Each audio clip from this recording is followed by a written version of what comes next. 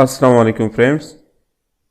आज की मेरी वीडियो जो है वो एक दवाई के बारे में है जो बहुत कॉमनली यूज़ की जाती है।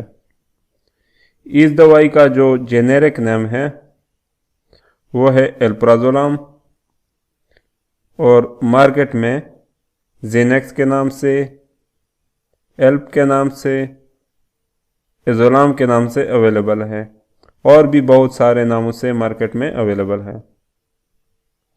बुनियादी तौर पर यह दवाई नींद ना आने के अमराज और बेचैनी, घबराहट के फौरी तौर पर मुख्तसर इलाज के लिए यूज़ की जाती है।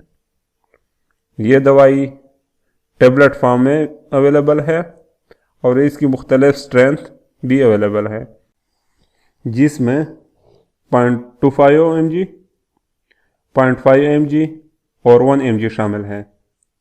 और यह दवाई काम इस तरह करती है कि हमारे ब्रेन में गाबा रिसेप्टर होते हैं और एल्प्राजोलाम इस रिसेप्टर पर एक्ट करती है, जिसकी वजह से पेशेंट को नींद आ जाती है और बेचैनी और घबराहट दूर हो जाती है, यानी सुकून मिल जाती है। एल्प्राजोलाम का जो एक्शन है वो एल्प्राजोलाम लेने के 1 घंटे के अंदर इसका अमल शुरू हो जाता है और तकरीबन 8 घंटे तक रहता है। तो फ्रेंड्स, अब बात करेंगे एल्प्राजोलाम के कॉमन साइड इफ़ेक्ट्स के बारे में। एल्प्राजोलाम के कॉमन साइड इफ़ेक्ट्स में शामिल हैं उदासी, मायूसी और ज़्यादा नींद का आना, थकावट महसूस करना, सर में दर्द होना और कुछ लोगों को याददाश्त में कमी भी महसूस होती है। और साथ साथ एल्प्राजोलाम के कुछ ऐसे साइड इफ़ेक्ट्स हैं जिसको विड्रॉल साइड इफ़ेक्ट्स भी कहते हैं, यानी अगर एकदम से छोड़ा जाए तो इसके कुछ विड्रॉल सिम्टम्स नमदार हो सकते हैं, यानी इनको मेलेज यानी बीमार महसूस करना, नींद उड़ सकती है, चक्कर आ सकते हैं, दिल की धड़कन तेज़ हो सकती है।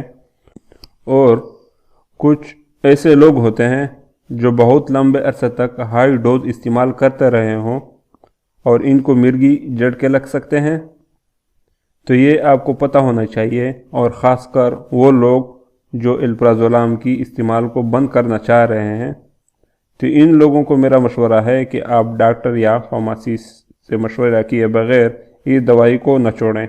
डॉक्टर से या फार्मासिस्ट से ज़रूर मशवरा करें ताकि इसके विड्रॉल साइड इफ़ेक्ट से बचा जा सके। तो फ्रेंड्स, इसके अलावा कुछ ऐसी बीमारियां हैं जिसमें एल्प्राजोलाम की इस्तेमाल से इज्तिनाब करना चाहिए। मसलन अगर कुछ लोगों को बहुत ज़्यादा नशा आवर चीज़ इस्तेमाल करने की आदत हो तो उन लोगों को ये दवाई नहीं लेनी चाहिए, क्योंकि ये दवाई इन चंद दवाइयों में से है जिसके ज़्यादा इस्तेमाल से आदत पड़ सकती है अगर ज़्यादा देर तक इस्तेमाल की जाए। जिगर की बीमारी में आमतौर पर इस्तेमाल नहीं की जानी चाहिए। जिन लोगों को शदीद सांस की बीमारी हो इन्हें एल्प्राजोलाम से परहेज करना चाहिए। तो फ्रेंड्स, बूढ़े लोगों को भी एल्प्राजोलाम नहीं देनी चाहिए, क्योंकि इनमें यह ख़तरा होता है कि वो बैलेंस बरकरार न रख पाएँ और गिर जाएं, इसलिए इनमें भी अवॉइड किया जाता है। ड्राइविंग के दौरान इसको इस्तेमाल नहीं करना चाहिए। तो फ्रेंड्स, अब बात करते हैं एल्प्राजोलाम के कुछ इंटरैक्शंस की। एल्प्राजोलाम के कुछ दूसरी दवाओं से इंटरैक्शन है, जिस तरह फ्लोक्सामिन एक एंटी डिप्रेसेंट दवा है जो एल्प्राजोलाम के साथ लेने से इसकी असर और भी बढ़ सकती है। इसके अलावा एक एंटीबायोटिक है एरिथ्रोमाइसिन जो एल्प्राजोलाम का लेवल बढ़ा सकती है। माने हमल जो अदवायात हैं वो भी कुछ हद तक इसका लेवल बॉडी में बढ़ा सकते हैं, लेकिन इसका सबसे इम्पॉर्टेंट इंटरेक्शन है वो अल्कोहल के साथ है। ख़ास एहतियात करनी चाहिए कि ये दवाई अल्कोहल के साथ न ली जाए, क्योंकि ये दवाई अगर अल्कोहल के साथ ली जाए तो ये दोनों इंसान का जो रिस्पायरेटरी सिस्टम है यानी निज़ाम तनफ़ुस का जो निज़ाम है वो डिप्रेस करती है, इसलिए शदीद नौइयत की बेहोशी तारी हो सकती है। तो फ्रेंड्स, नेक्स्ट है प्रेगनेंसी। प्रेगनेंसी के अंदर इसको इस्तेमाल न की जाए तो बेहतर है, क्योंकि कुछ क्लिनिकल स्टडी से ये ज़ाहिर होता है कि ये प्रेगनेंसी में सेफ नहीं है। इसके बाद बात करने वाले हैं स्पेशल वार्निंग्स की।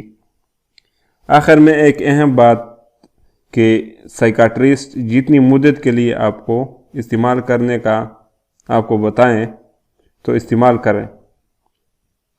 इसकी इस्तेमाल की मुद्दत आप साइकाट्रिस्ट या फार्मासिस्ट के मशवरे के मुताबिक बढ़ा सकते हैं या कम कर सकते हैं या बंद कर सकते हैं। तो दोस्तों, ये थी हमारी आज की वीडियो अल्प्राज़ोलाम के बारे में।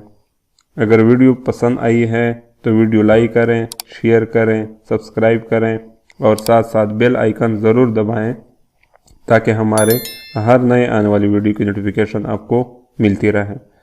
दोस्तों, कमेंट्स बॉक्स में ज़रूर आगाह कीजिएगा कि नई आने वाली वीडियो किस टॉपिक पर बनानी चाहिए। अपना ढेर सारा ख्याल रखिएगा।